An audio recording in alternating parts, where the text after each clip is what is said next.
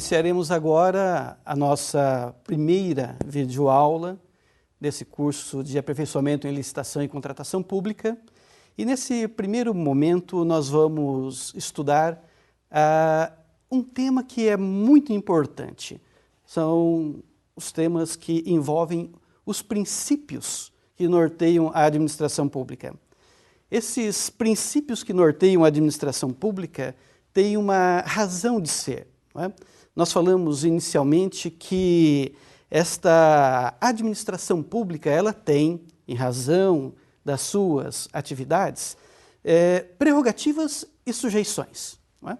Quando nós falamos em prerrogativas, nós estamos nos referindo a certos direitos que a administração pública tem para atuar visando atingir uma finalidade pública.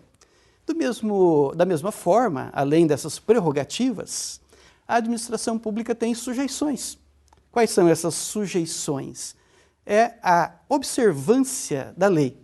Nós já falamos que a administração pública só pode fazer aquilo que a lei manda, não é? É uma faceta do princípio da legalidade. Não é? Então, quando nós falamos em sujeições ou restrições, nós estamos falando, primeiro, que a administração pública deve observar estritamente aquilo que a lei determina. Segundo, que a administração pública deve observar também os princípios. Porque não basta cumprir a lei exatamente como ela está escrita. Não é? Existe uma necessidade de interpretação da norma visando o interesse público.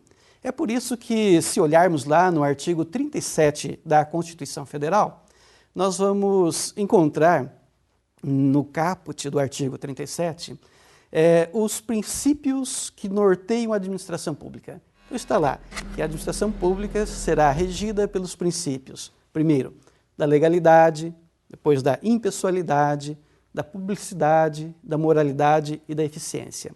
São, portanto, 5 princípios explícitos que estão lá no caput, na cabeça do artigo 37. Algumas pessoas poderiam perguntar, mas o que tem de importante nesses princípios? Não é? A pessoa poderia perguntar, não basta cumprir a lei? Não. Não pelo seguinte, nós sabemos que a lei traz alguns conceitos que possibilitam ao administrador decidir, dentre várias opções, aquela que ele entende que seja a mais pertinente, a mais própria, a mais razoável, e dependendo do servidor, dependendo do administrador, pode existir desvios, né? Nós sabemos disso, a televisão nos mostra todo dia esses desvios. Então, os princípios que estão lá na Constituição, no artigo 37, eles são necessários para que a administração pública cumpra a lei com a observância desses princípios. Nós vamos entrar agora para falar um pouco de cada um desses 5 princípios. Primeiro, nós vamos falar do princípio da legalidade. O princípio da legalidade, como todos sabem, significa que nós só estamos obrigados a fazer aquilo que a lei determina. Eu estou dizendo nós enquanto administração. Portanto, a administração pública só pode fazer aquilo que a lei determina. As outras pessoas, nós enquanto não autoridades da administração pública, mas enquanto cidadãos, nós podemos fazer tudo aquilo que a lei não proíbe. Enquanto administrador, nós só podemos fazer aquilo que a lei manda. Portanto, esta é a parte central, não é, do princípio da legalidade. Nós temos ainda uma outra questão importante quando falamos do princípio da legalidade. Diz lá na própria Constituição que a lei não excluirá da apreciação do Poder Judiciário lesão ou ameaça de lesão. O que significa isso? Significa que, se a administração pública não cumprir a lei com observância desses princípios, aquelas pessoas que se sintam prejudicadas, ou mesmo os órgãos de controle, de fiscalização, como o Tribunal de Contas, poderão acionar judicialmente, não é? Administrativamente ou até judicialmente, o servidor e a própria administração pública para essas correções. Quando nós falamos que o particular também pode tomar providências no sentido de corrigir o desvio de legalidade, nós estamos falando que as pessoas, principalmente aqueles que estão contratando com a administração pública, poderão ajuizar ações. Uma delas, muito conhecida no nosso meio, é o mandado de segurança. O mandado de segurança para corrigir direito líquido e certo, não é? Que esteja em confronto com a norma e com os princípios que regem a administração pública. Portanto, quando nós falamos em princípio da legalidade, mais uma vez, nós estamos falando da observância do texto da norma, da lei, e a observância desse texto em face desses princípios que regem a administração pública. Nós temos ainda o segundo princípio da administração pública. O princípio, primeiro, foi o da legalidade. Agora, o segundo que eu vou falar é o princípio da impessoalidade. Ora, como o próprio nome diz, o princípio da impessoalidade significa que a administração pública, na sua atuação diária, deverá tratar todas as pessoas sem discriminações, sem favorecimentos. É por isso que a própria Constituição traz determinadas ferramentas para que o administrador, enquanto autoridade que decide em nome da administração, não se desvie desse caminho, possibilitando, ilegalmente, vantagens ou facilidades para outras pessoas, né? Portanto, o princípio da impessoalidade significa todos são iguais perante a lei. Quando nós falamos em princípio da impessoalidade e nos demais princípios, nós vamos encontrar esses mesmos princípios também em outras normas. Por exemplo, temos uma muito importante, que vamos estudar a partir de agora, é a chamada Lei do Processo Administrativo. Esta Lei do Processo Administrativo é uma lei de extrema importância porque ela traz conceitos extremamente importantes para o nosso dia a dia, né? Enquanto administrador público e principalmente enquanto agentes que estão atuando nesta área de licitação e contratação. Outro princípio também importante dentro da própria Constituição, dentre aqueles 5 que eu disse inicialmente, é o princípio da improbidade administrativa. Esse todos já conhecem, não é? Pelo menos de ouvir falar. O princípio da improbidade administrativa, ou o princípio da moralidade administrativa. Não é? Na verdade, o princípio da moralidade e a sua inobservância causa a improbidade administrativa. Bem, o que significa improbidade? É agir em desconformidade com aquilo que nós, enquanto servidores, enquanto pessoas, cidadãos, não é? Conseguimos enxergar como uma conduta que não observa aquilo, ou não diferencia, melhor dizendo, aquilo que seria o certo do errado, o justo do injusto. Não é? Esta imoralidade, ela é uma imoralidade qualificada. Por quê?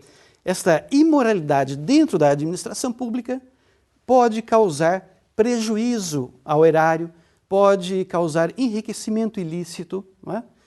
E estas condutas, elas são punidas. Ou seja, quando a pessoa, o servidor, se desvia desses conceitos éticos, não é?